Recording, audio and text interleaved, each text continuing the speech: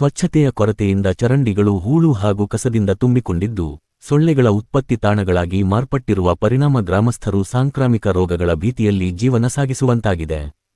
ಚಳ್ಳಕೆರೆ ತಾಲೂಕಿನ ಮೊಳಕಾಲ್ಮೂರು ವಿಧಾನಸಭಾ ಕ್ಷೇತ್ರ ವ್ಯಾಪ್ತಿಯ ಅಬ್ಬೇನಹಳ್ಳಿ ಗ್ರಾಮ ಪಂಚಾಯಿತಿ ಕೇಂದ್ರದಲ್ಲಿ ಈ ಅವ್ಯವಸ್ಥೆ ಕಂಡುಬಂದಿದೆ.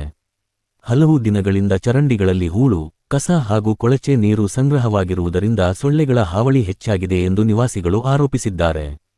ಚರಂಡಿಗಳನ್ನು ಸಮರ್ಪಕವಾಗಿ ಸ್ವಚ್ಛಗೊಳಿಸದ ಪರಿಣಾಮ ದುರ್ವಾಸನೆ ಹರಡುತ್ತಿದ್ದು, ಮಳೆ ಬಂದ ಸಂದರ್ಭದಲ್ಲಿ ಕೊಳಚೆ ನೀರು ಮನೆಗಳ ಸುತ್ತಮುತ್ತ ನಿಲ್ಲುವ ಆತಂಕವು ಗ್ರಾಮಸ್ಥರನ್ನು ಕಾಡುತ್ತಿದೆ.